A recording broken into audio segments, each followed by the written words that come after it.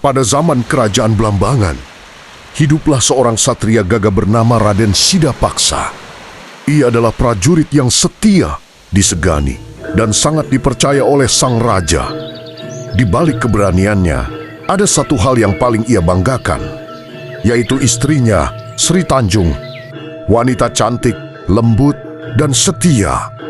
Mereka hidup harmonis, saling mencintai, dan tak terpisahkan. Namun kebahagiaan itu tidak bertahan lama. Sang raja yang diam-diam menginginkan Sri Tanjung mulai menyusun rencana licik. Ketika Raden Sidapaksa dipanggil menjalankan tugas kekerajaan, ia meninggalkan Sri Tanjung sendirian.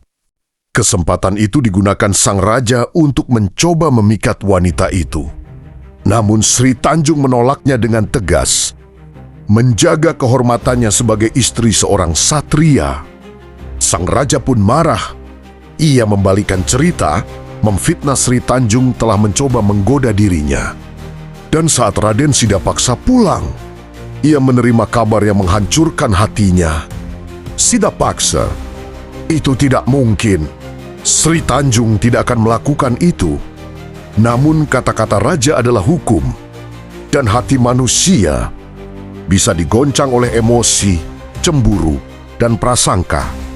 Dengan hati hancur, Raden Sidapaksa membawa Sri Tanjung ke tepi sebuah sungai angker. Di sana, ia menuntut pengakuan. Sidapaksa, katakan yang sebenarnya. Apa yang kau lakukan dengan raja? Sri Tanjung, aku tidak bersalah. Demi cintaku padamu, demi kehormatanku, aku tetap suci. Namun Raden Sidapaksa sudah dikuasai kemarahan. Dan Sri Tanjung tahu, kata-katanya tidak lagi berarti. Sri Tanjung, jika memang kau tak percaya, ambillah nyawaku. Jika aku bersalah, sungai ini akan mengeluarkan bau busuk. Tapi jika aku suci, maka air ini akan berubah menjadi Banyuwangi, air yang harum. Dengan pasrah dan ketulusan yang luar biasa, Sri Tanjung menyerahkan dirinya. Tubuhnya jatuh ke sungai Ermemersiki, dan suasana hening berubah menjadi misterius. Beberapa saat kemudian, sesuatu yang tidak pernah dibayangkan terjadi. Sungai itu tidak mengeluarkan bau busuk.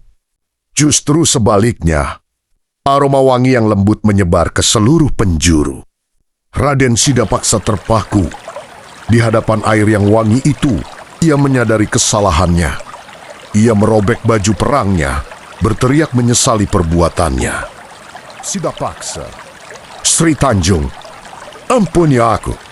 Aku telah menghancurkan wanita paling suci dalam hidupku.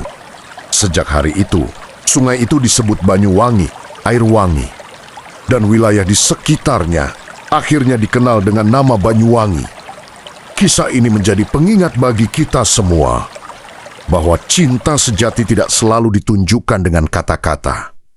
Kadang, cinta paling tulus justru lahir dari pengorbanan. Dan aroma wangi itu adalah keabadian Sri Tanjung, wanita yang setia hingga akhir.